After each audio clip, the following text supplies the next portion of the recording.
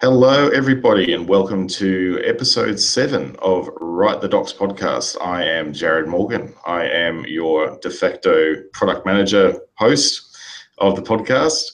And joining me today is some regulars and someone new to the podcast today. First of all, let's start with the new person. Welcome to the show today, Pavel Kowaluk from Poland. How are you, Pavel?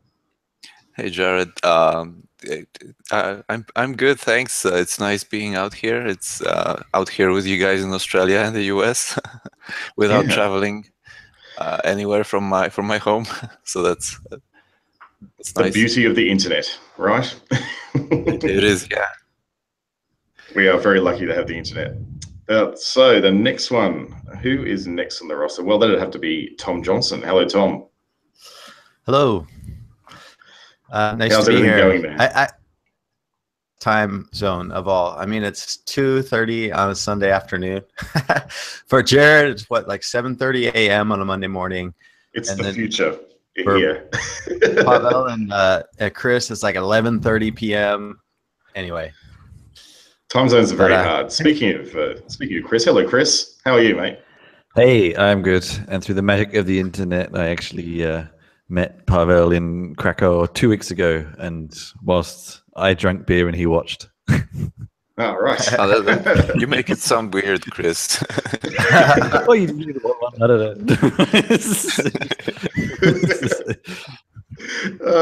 don't know. Right.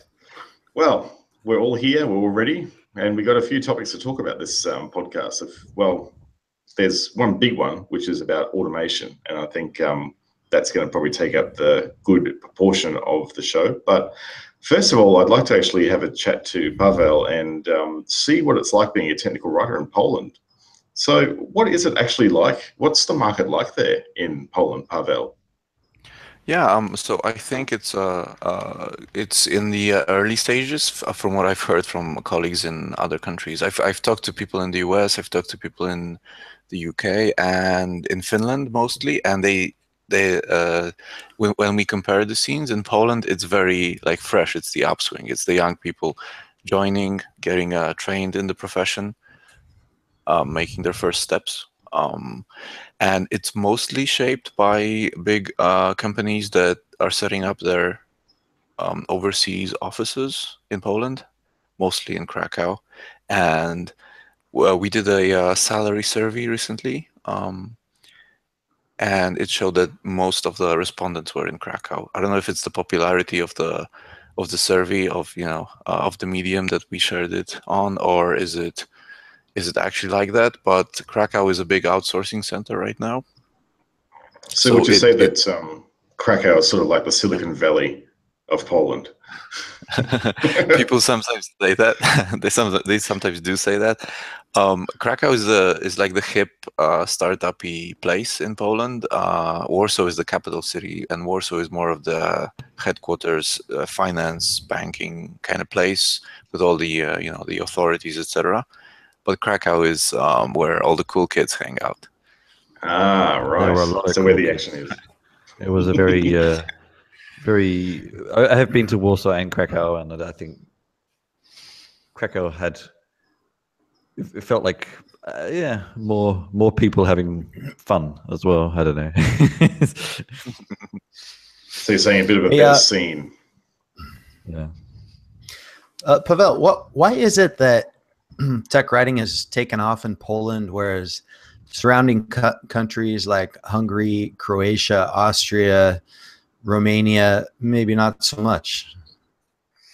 I mean, there's there's like two kinds of technical writing. One is the traditional, big factories, manufacturing, and it's usually writing in the native language. And that's probably equal in most countries that have some manufacturing.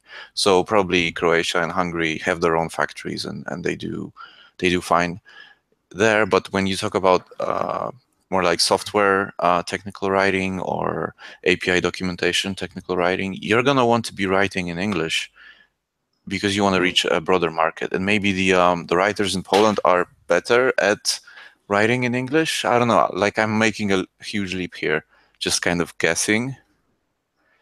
But there's got to be a mix of things that makes it happen. So it's probably going to be the language skills, the and something in the workforce that makes Poland such a great place for outsourcing. How proficient is your average technical writer in Poland in English? Do they all speak as well as you do and write as well as you do, or are you like at the top 1% of like English proficiency? I wouldn't say I'm top 1%. I would say I'm probably pretty average. I would say that's so. The way I know that this Polish writing in English is good is that our colleagues from the US and the UK say it's good, in that it doesn't have to be Shakespeare, but it's just English that people can understand, and it's without mistakes, and it's it has a flow and it has a good feel. Sometimes naturally it's going to need some like peer review from somebody who's a native speaker, as they say, somebody who has a good feel for the language. But most of the time it's good enough. Do you use any kind of software that like flags perhaps constructions, maybe not even with your writing, but some of your colleagues or others who may not be as proficient in English? Can they compensate with grammar checkers, style checkers that will help improve? Oh yeah, definitely. There's things out there, but I think it's more up to the more sophisticated teams. So if it's a big company that can afford like one of those big engines like Acrolinx or something, they will use that. I think Grammarly is also a good tool that people often use, and it's pretty cheap. So that would be helping, But it's not. Some teams are not so sophisticated technically to use things like that, even though maybe it would be easier and better if they did. Yeah, I personally love Grammarly. It saves my bacon on a regular basis. The thing I love about that particular thing is it sends you an email every so often if you subscribe to it, telling you how many and what your top percentile is in the Grammarly community if you've actually signed up. I often shake my head at it going, really? I'm top 1%? Really? That's because I think that's a problem with being too verbose. I just write too many words. So it seems that there's a good center in Krakow there for technical writing. So what outside of the workspace do you, as a technical writing collective, actually do there? Do you have sort of meetups or sort of conferences or anything like that? Yeah, there's a bunch of things. So the first thing that sticks out is the yearly conference called SOAP. If you're ever in Krakow in June, you should check it out. You can go to SOAPconf, as in conference, CONF, soapconf.com. You can see what it's all about. And there's an offshoot of that called Meet Content, and it's a series of meetups. So once a month, more or less once a month in Krakow, and less frequently in Wrocław, which is another town in Poland. And it's usually it's a meetup, so it's usually it's one person who's like the host, has a topic to talk about, and there's some networking and discussion afterwards. There's also a blog which is in Polish, techwriter.pl, which is a hub also for jobs. And people often advertise tech writing jobs there. And there's this thing called ITCQF, which actually gives you certificates in technical writing. Oh, cool! That's really good. Yeah. That sounds. It is. Probably more.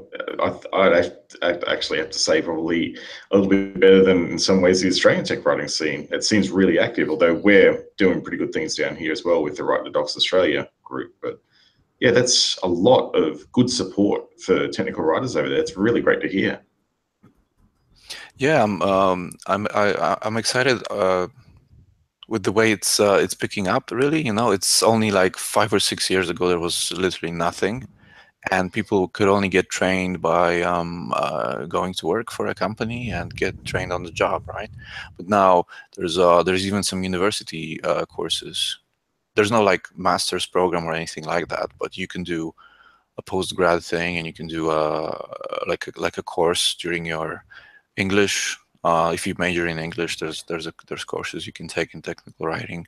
So yeah, people are doing that, and companies are setting up their courses at universities. I know that Motorola in Krakow does that, and they do like a semester of workshops with like full-day workshops once a week for a semester, I think it is, where they really train people, hoping to get a good workforce and catch them later when they're hiring. You just had your conference there, right? I was looking at the website. It says it was early June. How many Yes, people did you get? How many attendees, and what was it like? It was about 200 people. I'm not sure about the official numbers, but it's when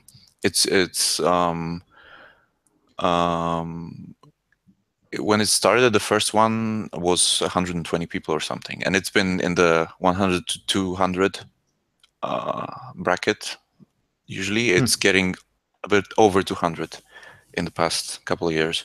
It's really well organized by now. The group are really like they've had a few conferences that they organize, and they know how to do it now. So like all the catering and all the events and all this, the schedule is very well. It's like a well-oiled machine, right? And the atmosphere is great. Everyone's young and energetic, and it's very very looking out to fields which are adjacent to technical writing. So there's going to be user experience and testing maybe, and and all those technical support and automation things that you can do. It's pretty cool. So it sounds like because things are moving so rapidly there, it must be kind of good, because I'd imagine that because businesses are constantly ramping up and there seems to be really good support for graduates in there, that you're probably looking to a lot of new technology that's emerging in the technical writing scene. So how do you find the Polish, how do Polish technical writers sort of contribute to perhaps other teams that maybe aren't so forward thinking with tech? How do you help them out? So one thing that happens is when there's a nice big team, people take on a lot of writing work that they do, and they find efficiencies later and make it so that they don't all have work to do. They start specializing, and some of them go into UX, some of them go into testing, some of them go into even more tech support, and even more things like that.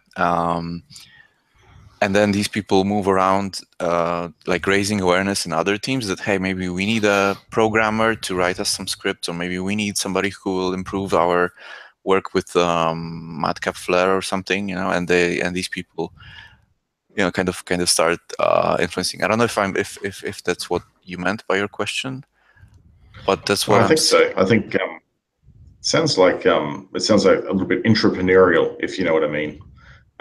Yeah, they just sort of take something and run with it, and just get it done. I like the attitude. I think it's great. It's really good. Yeah, there's a lot of this. I think, like you said, this entrepreneurial attitude. This, hey, we can do it. Like people get bored with repetitive tasks and they start figuring out better ways of doing them, or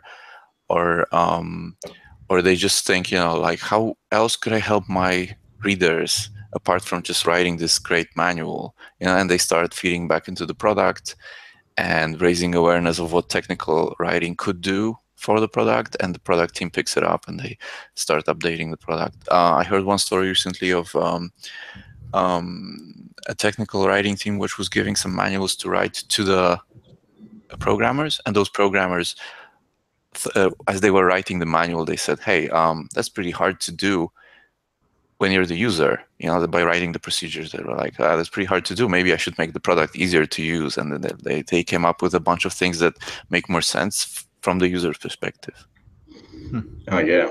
Well, that's often what we do, right? As technical writers. I mean, Tom, you've talked about that in the past, I'm pretty sure. About feeding back in and sort of being in some ways the voice of the customer when perhaps there isn't a voice of the customer in the building. We're like the first line of testers, essentially. Yeah. But Hey, there's one. Yeah, sorry. Go ahead. No, you go. Okay, there's one thing that I found curious when talking to Chris in Krakow. When I mentioned data and I said tech comms, Chris said that this is the old school, like the It is old. to me.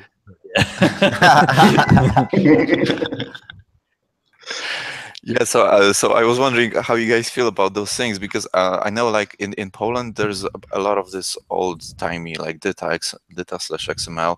Then there's the hat authoring, the help authoring tools, the hats, like Madcap, Flare, RoboHelp people who think those are the best ways to do it. And then there's the static sites, Markdown, like this. That's the new kids on the block, right? That's the modern technical writing. Or how do you guys see that? Tom, what do you reckon? Wait, Some no. comments on this. Let's hear from Chris. I haven't heard from Chris much for a while, and he's the one who classified it as old-timey. In my mind, I think it's just more that it's the sorts of companies that those tool chains are associated with generally, to me, feel like the more old-fashioned companies. But I mean, it just comes from my background. I've worked more in smaller startups, so it just is not the kind of tool chain they tend to have. That's just from my experience, and it's the path I've come down. But that's kind of But also, I mean, when I met you, you told me some of the clients you work with, and they tend to be the larger, older companies in the grand scheme of things. So I mean, it would make sense. Right. Are a lot of the companies using data multinational companies? Like we're talking the Ciscos and the IBMs and the big companies that have locations in US and Poland and other countries? Yeah, most of them would be that. And then, technical writers who got trained in one of those, they think data is so great. And then when they move on to even something smaller, they feel like data could solve all the problems. So sometimes they adopt it even in startups, if that's possible, like if they have the technical acumen to do that. It's just people tend to use what they know, right? Right. But the reason I like my thinking when I heard from Chris that it's the old timey and the static sites are the new thing. Like I was thinking along the lines of like the book Modern Technical Writing. Who's the author that recently came out? Andrew Eder. Right. Yeah. So that book also talked about the static sites and Markdown, I think. And I thought, maybe we are in the Renaissance versus the modern age. If we use data and all complex methodologies. I wouldn't classify data as old-timey. I think in many ways data is very, very recent and still like it's a new technology that a lot of companies are moving towards, and people are building awesome content management platforms based on data. I think it's more of like a divide between the developer documentation world and the non-developer documentation world, where you see more static sites in developer doc and startups and more database systems in big multinational companies, or even smaller companies where you have a single writer who says, I don't want to have to figure out search and navigation and build my own doc tooling. I want to plug into something that's, going to do all that for me. So you see it all over. In many ways, I know we have as the topic machine translation and robots and automation, and that really plugs nicely into this topic of data, because you can't process technical writing unless you have a specific standard or specification that you're writing to. And that's one advantage that you have with a specification, whether it's data, whether it's Swagger, DocBook, or something. You've got to have some kind of consistent organization terminology to content in order to process it with machines. So I think it does. Anyway. Which means to keep our jobs, we have to make sure that machines can't understand the patterns about what we're writing.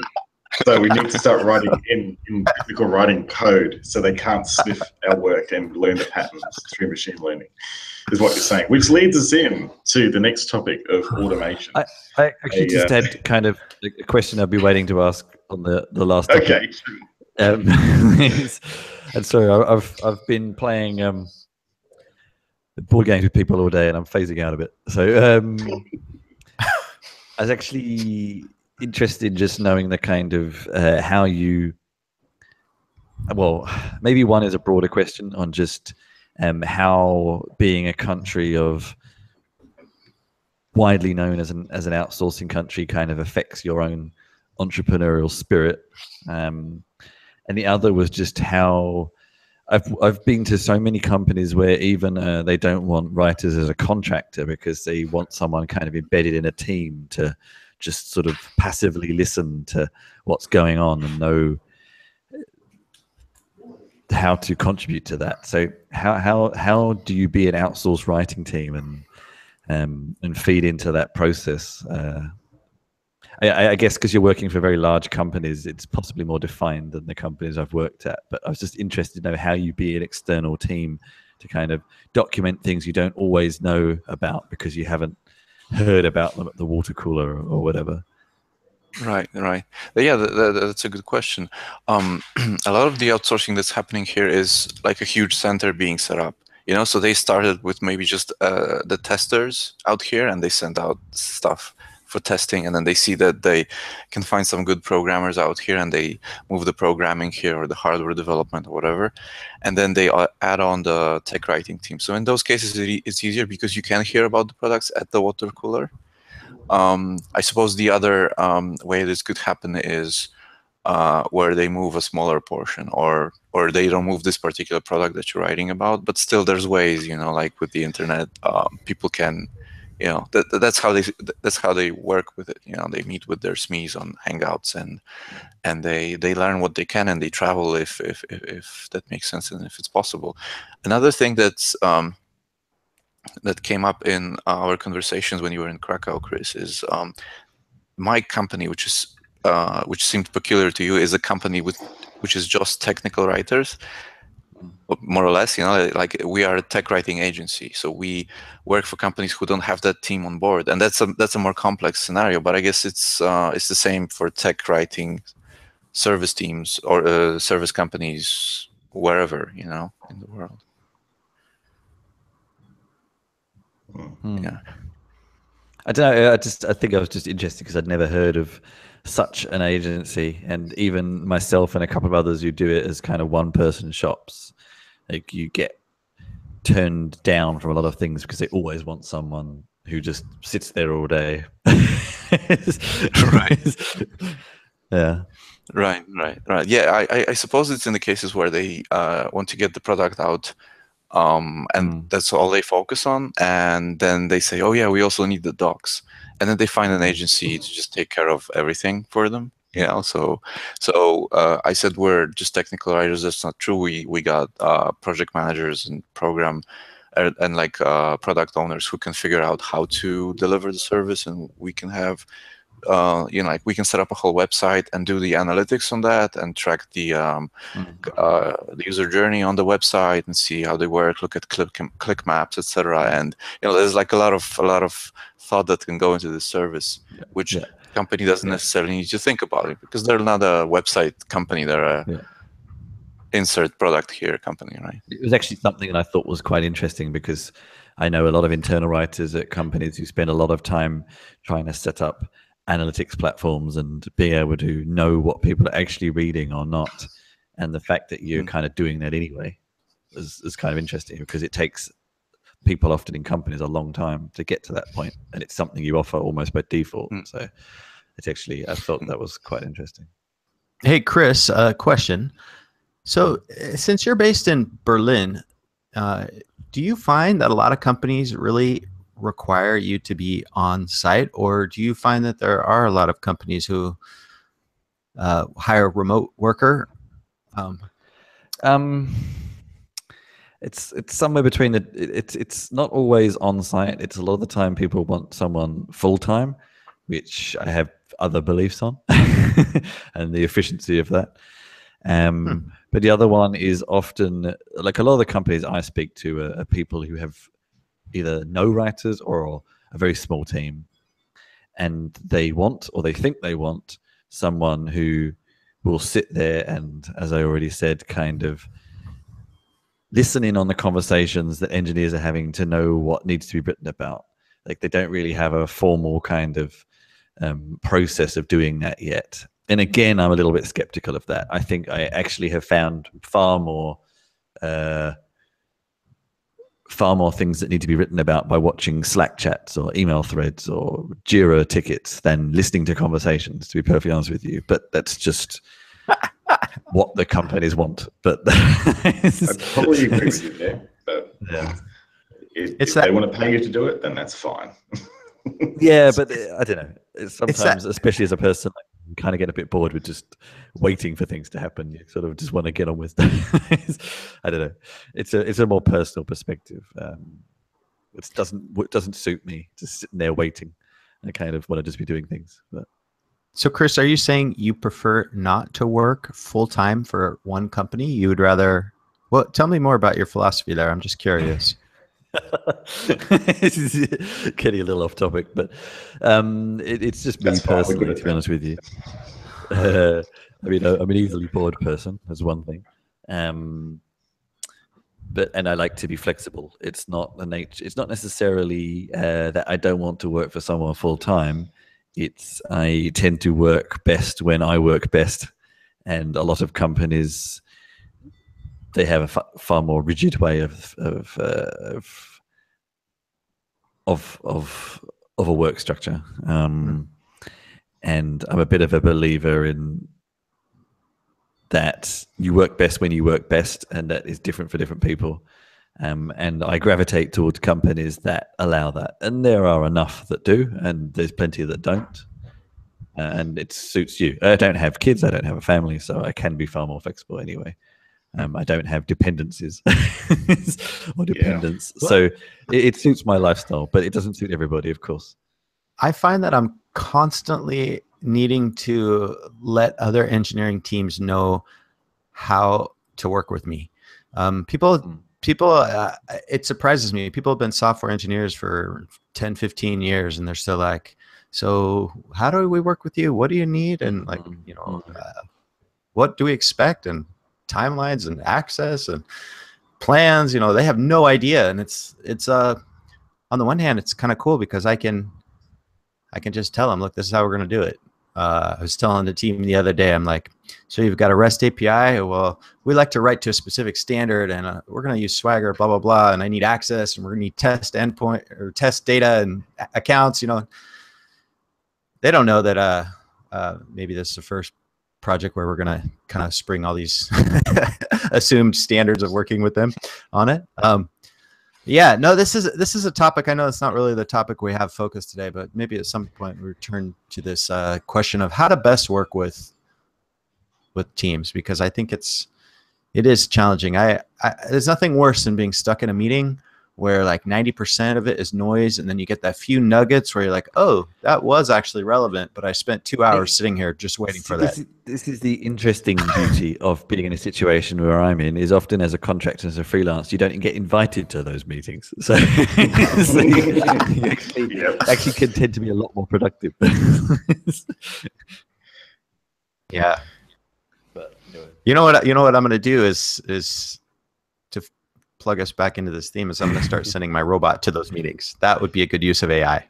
We'll send a robot there, stand in, and then I'll play it back at like 5 times the speed.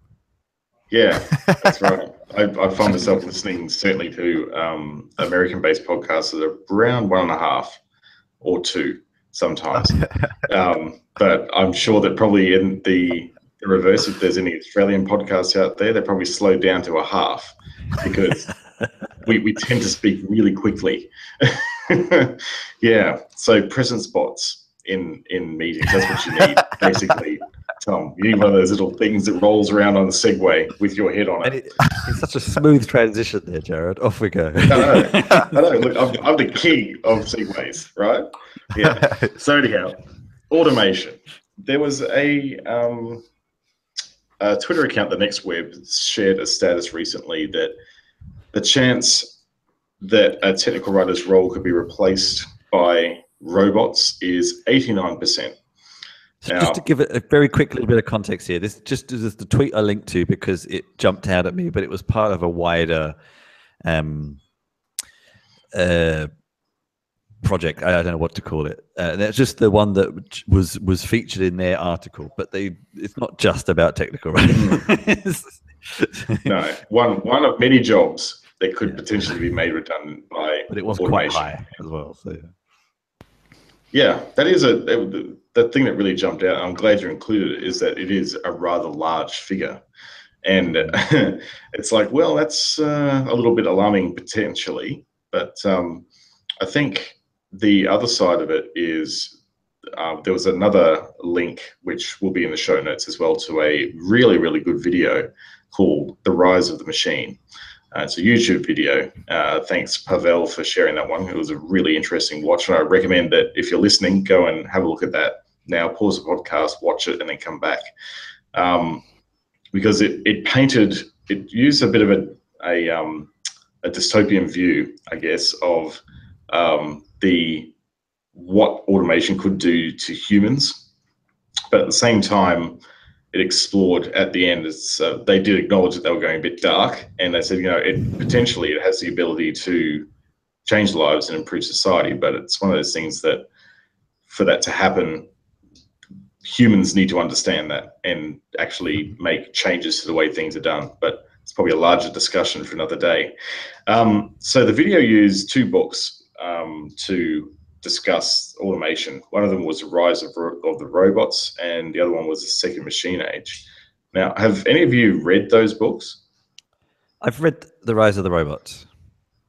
So what did you feel about the book? What do you think the main themes in the book were about? I'm getting you to do a book review live, so not putting you on the spot at all, Chris. Yeah, I was a bit split about the book, actually. I encountered the book because there's a beer and economics meetup here in Berlin that I went to, and they were talking about it.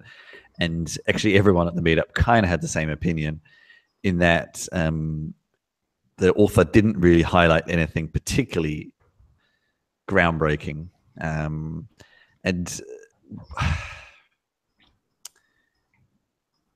it wasn't the best book on the subject. It was okay. He didn't really say anything you hadn't heard before. It kind of skirted around lots of other issues without ever really getting to concrete outcomes. And I personally have a kind of my own opinions on a lot of this sort of automation stuff and the way history repeats itself and things like that. There's some differences, of course, with this, but yeah, it was an okay book. If you hadn't really heard much about kind of where automation could lead, then it's a very good introduction. If you have already read around the subject, then it's a bit light, maybe. Maybe it's like Automation 101. Yeah, okay. Let's call it that. Okay, so let's circle back to how automation might affect a technical writer. Now, we talked before when we were having a chat to Pavel about things like DITA and writing to a structure and all that sort of stuff. And perhaps doing that will actually allow more automation to be injected into the process. And who knows, that may be positive, that may be negative. I like to think about automation is that it allows you to focus on things that are more important than what you're doing now.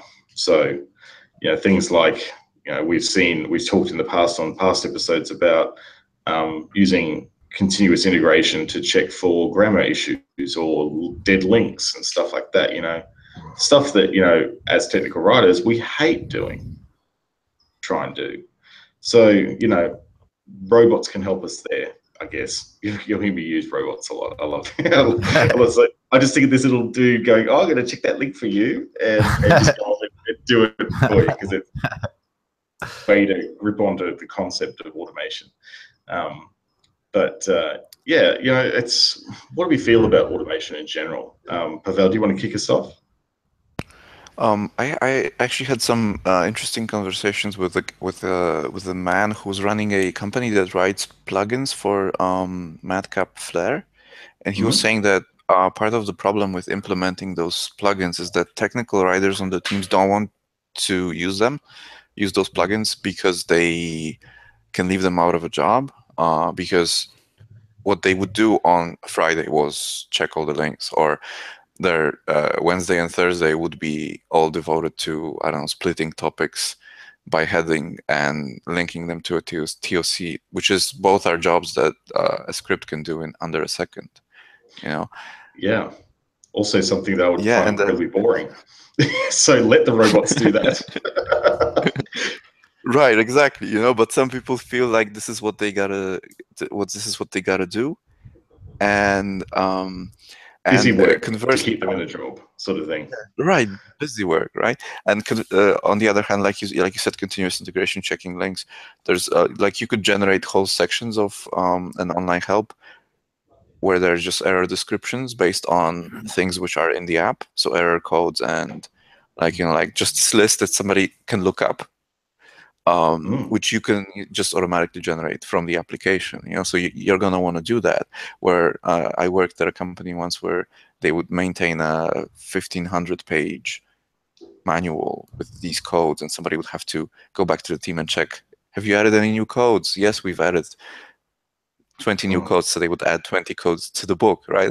Which was, like they Torture. eliminated yeah, exactly, and they eliminated all of that, and the person could focus more on the getting started and introducing all the cool features that people can use, or focusing on user tasks and rewriting the entire like the human portion of the online help, which is I think something that there's often not enough time to do. Just like talk to your users. They've used it for an iteration of the product. Maybe there's like new thoughts coming from there, but then you have to like tear down everything you wrote in your last release and write it again. Yeah, which for sure. requires What time. Do you think? You're nodding in agreement there, Chris. What do you reckon about the subject? Yeah, I think this is so the ideal of automation and robotization that is happening and coming. This is the ideal, and what works out due to capitalism is a whole other question. But the ideal is that it removes the tedious tasks, and we can focus on the more creative tasks. So in terms of technical writing, and I think actually this initial tool that kind of generated these percentages was actually probably focusing on the more API documentation, which for the most part these days and for a while can be automated. If you just want to have like this is an API input that does blah, blah, blah with no kind of creativity, like automating that is not a new idea. So I think that's probably what it was talking about, that side of things. So in theory, it means that it opens up the time to do the more creative, how to create things with these endpoints. That's kind of, I think, the theory of automation is always it enables the human to do the more human things. But how it really works out, of course, is a whole other question. But I think that's probably a really good point. Tom, what do you think about that? I just want to piggyback on what Chris is saying about how we should use automation to reduce the tedious tasks and focus on the other stuff. And particularly with API documentation, the Swagger specification is becoming a very common approach that does exactly this. You write your documentation in this spec, and then you plug it into a tool, and it magically makes it into this cool documentation. You don't have to fiddle with tools at all. It's much more push button than the previous generation of like Java Docs and Doxygen stuff, and the outputs are better. And I definitely think that like that is the trend. The engineers who want to write, they can define parameters and endpoints and stuff, but in the past they didn't really want to get into like website creation for the help site and these other more tedious tasks with the tools. And I think this is probably going to be the first wave of automation, is reducing the time you spend in configuring your tech doc tooling. If you can just get it down to where you're focusing on the raw content, and then a tool transforms it into a beautiful website, I think that would be a huge win. For sure. Yeah. Setting up, setting up something like Jekyll or, one of those sort of static site tools to do exactly what you want. It could take you weeks sometimes. Well, it would take me weeks. Yeah. No, certainly. Why not, automate that, right? There's like stuff out there, like Docker containers and stuff like that. You can just go on. Oh, sorry. Jared's got. There's just like 1 really second delay. It's terrible, isn't it? It's just enough. It's just enough to sort of throw off the entire timing. The other major benefit to these specifications and standards, whether it's Swagger or some other standard, is that it gives users a kind of form to fill out. With the Swagger spec, it gives engineers a direction. They know, oh, okay, I've got to list my parameters. I need to list the types of data that you're putting in here, the response. Like, it gives you a form to fill out. And if there's anything that has been shown to help non-writers create content in good ways, it's giving them a form. So the spec is not literally a form in the sense that you have like blanks that you complete stuff, but it's essentially the same concept. You've got different properties that you've got to describe in a specific structure. And if you don't, it doesn't validate. So I think that forms-based thing is good. And rather than being replaced by robots, what it's going to do is enable more non-writers to replace tech writers, where if you have engineers who they don't have to fiddle with the authoring tool anymore, and now they have a form to write their documentation, they can at least kick out the reference doc and then maybe hack their way through a tutorial in a sample app or something, right? And get by. So that is much more likely. I think for the short term, that area is kind of the one that is more safe. But the interesting thing, just sort of going a step further, and we sort of had this a little bit in the show notes, which is one that worries me from a whole other aspect, is this sort of automation of actual language, the natural language generators. I mean, we've seen a few of these already are live, and I've seen demos of others which were not great. But the problem is that the way that we're getting more into kind of the other side of some of my work, but also, it may get better, is the sort of more the journalism or just content, kind of online content, in that the way that this stuff is funded now is by quantity, not quality. So generating page after page of automatic average stuff, is what fuels that beast. And I think it's a kind of a bigger subject, and it's a bit of a problem, and that will continue to happen. But that's just the way the model works, and it doesn't matter if it's not very good, because it gets the clicks and it makes the ad revenue, and great. And as those improve, they might start to impinge on the more quality human content, but they're not there yet, I don't think. Are you talking about like content farms, Chris, and like SEO? Yeah, but I've seen demos of some that are getting better. They're getting better. And to most people, especially if we're talking, like, we're 3 native English speakers, but we write for international audiences, and there are international audiences reading those. And, there's a fair kind of chunk of that market doesn't really care if it's not perfect, like, as long as the point gets across. And these are getting to that point where the point is made. It doesn't matter if it didn't read that well. So yeah, that sort of reinforces this other trend that we started out with, where you have other countries where people speak English pretty good enough, well enough to understand, and then they can suddenly compete in the same space, right? And so you've got globalization really is and whether it's a threat or it's a positive thing, who knows? But it's definitely a trend. So in the API area, I read a paper which I also added to the show notes by Professor Mike McBurney, who says he was able to automate generating those comments inside the code, which then later go into your docs. So he was working, I think, with Doxygen or something, but it's the same thing for whatever methodology you use. You need the fields, the outputs, the inputs, and you need the description of the method. Like, what does this method do? What does this class do, right? And so he says that his method can generate those generate a natural language description of the method or of the class or of the function based on what it actually does, so the operations it goes through and the context it is used in other places. So it will actually go through and sort of parse, do like a pseudocode parse of the function and sort of document that as like the top level description sort of thing. Yeah. That's pretty cool. Yeah. Right. That's awesome. That I can actually understand that. Maybe that's analogous to machine translation when you're translating something and you have machine translation get it like 80% there, and then you have like a human do the rest of the 20%. Maybe that's what it'll be like. Yeah, I think maybe. So. Yeah. I think that's yeah. Yeah, I like the idea.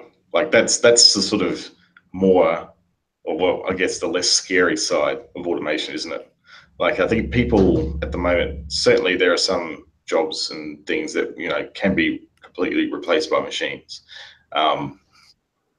If you think about automation, less about replacing jobs from a technical writer perspective and more about adding value really to what we do on a day-to-day basis,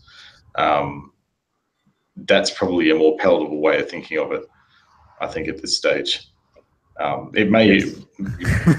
I think at this stage, a big caveat at this stage. But, as machine learning gets more and more advanced, that will most likely change. I think we have to accept that it will. But for the short to medium term, I think what we can do as technical writers is just keep on, do things that actually future-proof our job, like learning a development language, being cross-functional, and all the sort of things that, as technical writers and really IT professionals in general, we kind of have to do anyhow to remain relevant in the market. So if we just keep on learning, I think is the biggest thing. That's going to make it harder for us to potentially be replaced because the machine learning aspects of it require little finite tasks. That's essentially what they're good at. So if you can, the more ways we have of stringing things, or those little finite tasks together in a more cohesive sort of package, then it's going to be harder for us to be replaced. Yep. So yeah, interesting. Very interesting. Also, anyone else got some thoughts about that? Go Pavel. Yeah, thanks. So also what Tom was saying about the configuration being automated, like you don't have to, set up your tools to produce the final output. It's going to be much easier. One other thing I've seen happening is people giving up on traditional tables of contents, but they're just building tiny blocks of content that they add metadata to, and then the content can be assembled whatever the user needs. So if there's a product which can be configured along 6 different dimensions, it could be a model, a make, a version, a release of something, there's like a number of different dimensions. You add those little bits of metadata to each piece, to each topic or whatever, and then it gets assembled based on the situation, and then going further, I heard a talk recently by actually one of the guys from Write the Dogs in Europe. His name was Christoph. I forget the last name. Oh, Christoph Van Tom. Yeah, Van Tom. Yes, thank you. And he was saying that we're getting to a place where you could be working with a graph of the whole product architecture. Like if it's a complex product, what kind of boxes go into it, what kind of hardware components, what kind of pieces of software, what kind of features and functions in the features exist. And in parallel to that graph of those like notions, you write content which kind of assembles itself, and then queries can be made based on the graph. So you could say like, Okay, so I'm configuring all my routers in the system. What kind of cables do I need? I think like that. It can go down the graph and find out all your cables, or like what things can I do with my border router, or like that kind of thing. Like answering questions which you didn't think through as you were writing the docs, but somebody is gonna ask as they're doing something with the product. And I guess it makes more sense with more complex products, but this would mean that the technical author's job in the future would be understanding the whole thing and kind of passing their experience into chunks which are digestible to the search engine, or to the machine. Or am I making sense? I don't know. It's pretty late out here. You are. It's actually in a related way. It's something I've been thinking about a little bit. In a slightly different context, but it's a big subject that I haven't given much thought to, so I'm not going to go any further than that. But I might have a chat to Christoph, and maybe actually two ends of the idea might intertwine in the near future. And he's going to be in Berlin in about a month, so maybe I'll have a chat to him when he's here. Sounds really cool. There's something I've been thinking about around kind of different ways of interacting with content. Yeah, we'll look to the Twitters to see the result of that that discussion, hopefully in due course, or an upcoming conference schedule maybe, to see what's going on. That'd be really good. Yeah, and my colleague from my current company actually came up with a solution like that for one of the customer projects, and he was doing this in Dira, and for him actually the data maps were in the way because he still had to create them, even though he doesn't need them. Like he has a bunch of topics. So he was looking at ways to just automate creating those data maps so that he doesn't have to maintain them. But in a sense, the way you want to use data kind of outgrew the specification in this case.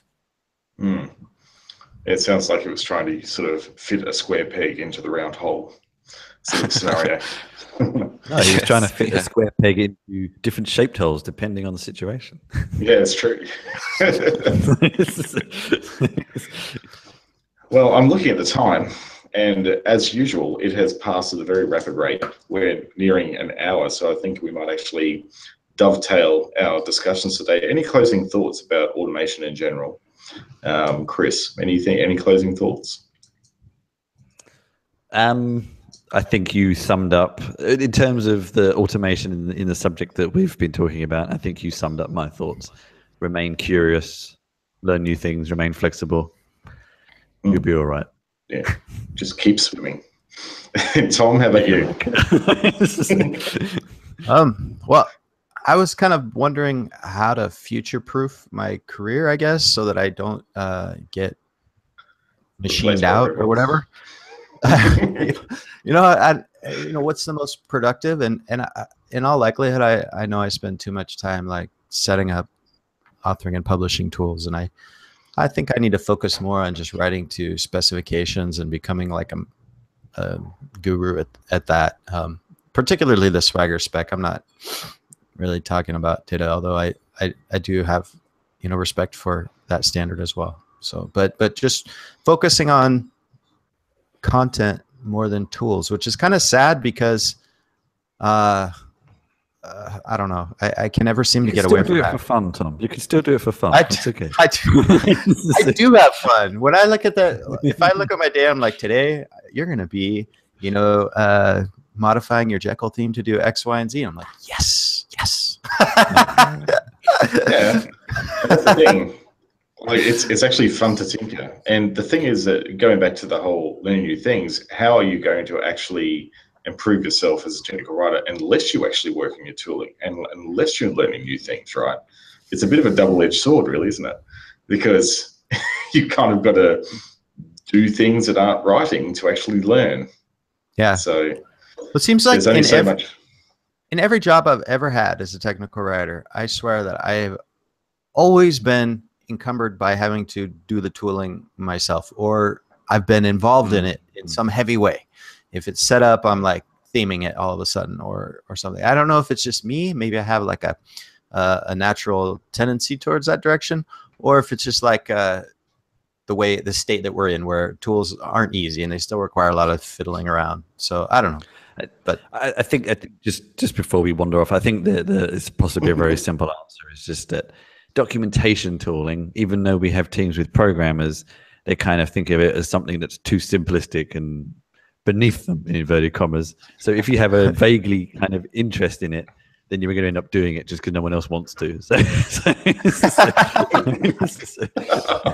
He's probably right there. More realistic answer. But anything in closing, Pavel? Well, I think the one other thing we could do in addition, so that machines don't outpace us, is focus more on the human aspect of our users. So kind of figure out meaningful tasks that the users want to do with the product, and help them do those. You know, do a very good getting started, do a very good getting out of trouble.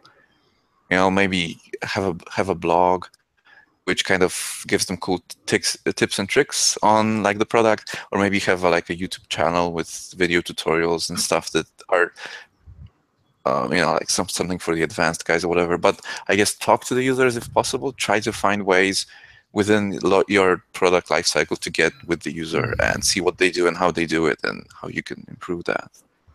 I think you're right. That really is the key. Putting the user first in all cases is going to keep you in a job, because it's sort of at the moment really hard for machines to understand the subtleties of how humans use things and how they need to accomplish tasks. So, you know, focusing on that, I think, is a really good point. Just put the user first and you'll always be in a job for the next 20 years or less. Always next 20 years.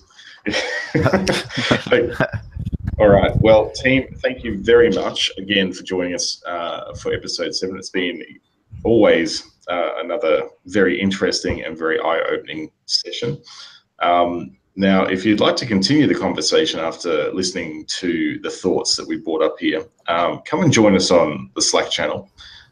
If you are a Slack user, you'll see the links to that in the show notes. And also, if you want, you can also send us an email, again, in the show notes, and continue the discussion there. If it's more long form, consider opening up a post on the Write the Docs forum, because remember, Slack history is temporal, and it will go away pretty quickly with the amount of discussion that happens on the Slack forum.